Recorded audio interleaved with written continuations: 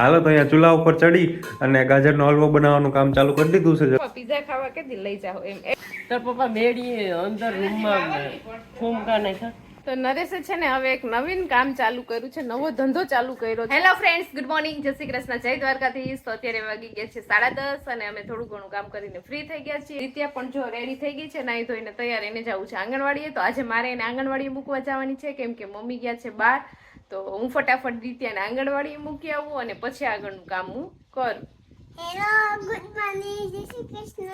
આજ તમારું સ્વાગત છે તમારા જેમાં સ્વાગત છે. બાય તમ તાસી જો માનવીનું વેય. ચાલો તો અત્યારે વાગી ગયા છે 4:30 અને અમે બે માં દીકરી જો ઉઠી ગયું છે. નાના સંજી આરામ કરે છે, મમ્મી પપ્પા તો વાડીએ વહી ગયા લાગે. અમે ઉઠી તો અહીં તો કોઈ નહોતું. અને હવે જો આ ગાજર છે ને અમારી વાડીના છે, તો ગાજરને છે ને આ રીતે કટકા કરી લીધેલા છે. ગાજરના છે ને આ ગાજરના કટકા કરી લીધા ને એને પછી આપણે મીઠાવડા કરીને થોડાક દિવસ સૂકવી દેવો એટલે હુકાઈ જાય. પછી આપણે એને ઉનાળાના હમણાં અથાણાની સીઝન આવશે ને એટલે આપણે કેરીના ને ગુંદાના ને ગાજરના અથાણા કરવા જોઈએ ને ત્યાં ગાજરના જો આપણે કટકા કરીએ છીએ. એટલે અમારી વાડીના જ ગાજર છે ને બહુ સરસ મીઠા છે. હું ને દિત્યા બે જો કાપીએ છીએ. અડતા મમ્મી એને પપ્પા એને કાપ્યા લાગે. થોડા ઘણા કાપશું ને પછી એવું લાગશે ને આપણે ગાજરનો હલવો પણ બનાવી નાખશું જો ગાજર વધશે ને તો. ચલો તો અત્યારે બપોર પછીના નાસ્તાની શરૂઆત થઈ ગઈ છે અમારે. જો અહીંયા નાસ્તામાં આજે છે આપણી પાસે મમરા, જે આપણે હોળીમાં લીધા હતા પણ હોળીમાં ખાધા નતા, હવે આપણે હોળી પછી ખાઈએ છીએ. પેકેટ જ નહોતું ખોલ્યું, આજે વઘારવા હતા. નરેશને પૂછ્યું કે ખાવા તો વઘારું હતી, પછી આગળ પેકેટ ખોલીને વઘાર્યા થોડાક મમરા. જેમ જેમ ખાવા હોય ને એટલા વઘારતી જાવ. બાકી એમને વઘારેલા છે ને પડ્યા રહે, કોઈ ખાતું જ નથી. બરોબર છે. અને જો દિત્યાને મમરા નતા ખાવા એટલે દિત્યાને ખાવું તું શું ખાવું દિત્યા તારે? તરબૂચ ને મમરા બે ખાવું છે. જો દિત્યાને એટલે દિત્યા તરબૂચ ખાય છે ને અમારે મમરા ખાવા છે. આપણે થોડાક મમરા ખાઈ લઈએ, હોળીમાં નતા ખાતા, હોળી પછી ખાઈ લઈએ આપણે. એટલે દિત્યાને છે ને અત્યારે બે કામ ચાલી છે. જો તરબૂચ એકવાર મોઢામાં તરબૂચ લે ને એકવાર મોઢામાં મમરા લે, એટલે બે સ્વાદ દિત્યા લેતી જાય છે. મૂકવું કઈ નથી, ખાઈ લેવું બધું. જો અમારા અહીંયા દહીણા દરવાનું કામ ચાલુ છે. જો અહીંયા ઘઉંનું દહીણું દરાય છે.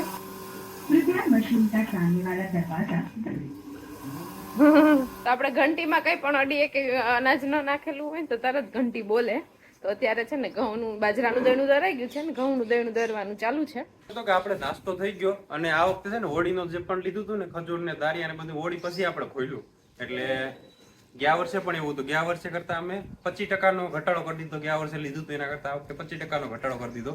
આ વખતે લીધું એના કરતા પણ 50% ઘટાડો કરી દેવો છે.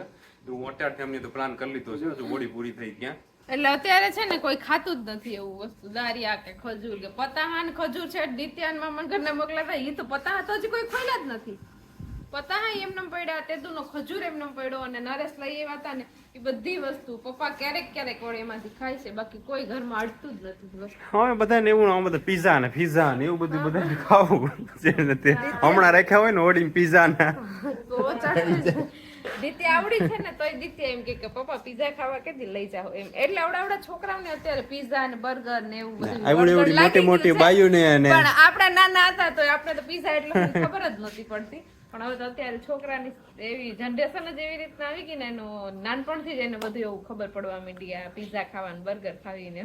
તો અહીંયા જો મમ્મી છે ને ગાય હાટું ખોળ ને કપાસિયા ને એવું પલાળે છે. હવા દાણા નાખી ગાયની ગેસ ન થાય. હવા દાણા જો અમારી વાડીએ છે ને સુવાદાણા વાવ્યા હતા. તો એ જો એટલા સુવાદાણા છે, અજમા ને સુવાદાણા ને વરિયાળી ને એવું બધું છે ને થોડું વાડીએ વાવ્યું હતું. એમાંથી આ સુવાદાણાની મોસમ થઈ ગઈ છે અને આજે અજમાની ને વરિયાળીની ને બાકી છે ને તાર પપ્પા મેડી અંદર રૂમમાં ફૂમકા નાખ્યા.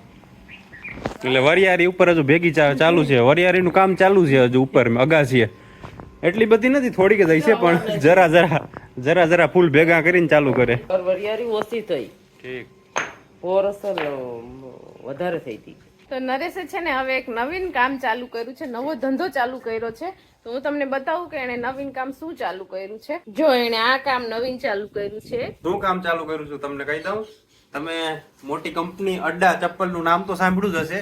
એની સાથે મેં પાર્ટનરશિપ કરી છે અને હું એના ચપ્પલ બાંધું છું ઘેર બેઠો. એટલે તમે જે ઘરે ચપ્પલ પહેરતા છો ને અડ્ડાના ની બધા મારા હાથથી બનેલા છે. હું મોટો એન્જિનિયર છે ચપ્પલનો, સમજાણું? રસ છે ને કે ચંપલ ને છે ને આપણે કે જાવા નથી દેવા, એનો પૂરેપૂરો રસ કાઢી જ લેવો છે. એટલે તૂટી ગયા તા હોળીના ધૂળેટીના દિવસે કા ધૂળેટી બહુ રહીમાં ને તો એની ચપ્પલ પણ તોડી નાખ્યા હતા. તો એ કે હજી ચપ્પલ નથી જવા દેવા, હજી એનો રસ થોડો ઘણો બાકી છે એ કાઢી લઈએ પછી એને આપણે જવા દઈશું. એટલે જોઈએ અત્યારે છે ને ચપ્પલ હાંધે છે. હજુ ખેંચી લેવા છે, હજુ અમારે 2 વર્ષ હાલશે, આમાં 2 હોડીયું કાઢી નાખવાનું છે મારે. એને બધા સાધનો પણ જાય, મોચીના બધા સાધનો છે. મોચી જે ટાઈપના સાધન વાપરતો હોય ને એ ટાઈપનું બધા દોરો ને સોય ને એ બધું તો ઠીક છે. 15 મિનિટ થી ટ્રાય કરું, એક જ દોરો અંદર ગયો, પાછો એક દોરો ઉપર આવતો નથી હવે. એટલી ઘડી તો મેં મારું બીજું કામ કર્યું હતું તો બીજા ચપ્પલ આવી જાત. તો અડધી કલાકની મહેનત પછી ફાઇનલી આપણા ચપ્પલ આવા હંધાઈ ગયા છે, જોઈ લો. તો તમે નીચે કોમેન્ટ કરીને મારી આ ચપ્પલ હાંધવાની સ્કિલ ને 1 થી 10 ની વચ્ચે રેટિંગ આપી દેજો, જરૂરથી 10 આપી દેજો. ચાલો તો અત્યારે વાગી ગયા છે 7 અને આપણે છે ને શાક અને એવું બધું થઈ ગયું છે. આજે છે ને જો મેં મગનું શાક બનાવ્યું છે અને આમાં છે ને ભાત બનાવ્યા છે. તો આજે જમવામાં છે મગ ભાત અને રોટલા બનાવશું, હજી વાર છે થોડી. ને દહીંના છે ને એ દરાઈ ગયા છે, તો જો આપણે અહીંયા લોટ પણ કાઢી લીધો છે. હવે આપણે છે ને ગાજરનો હલવો બનાવવો છે. તો પહેલા ગાજર છે ને આપણે ખમણી લઈએ ને પછી આગળની પ્રોસેસ હું તમને બતાવીશ. ચાલો તો અત્યારે 7:30 વાગી ગયા છે ને મારે મગભાતની રસોઈ તો મેં તમને બતાવી દીધું, થઈ ગઈ છે. મમ્મી રોટલા કરે છે.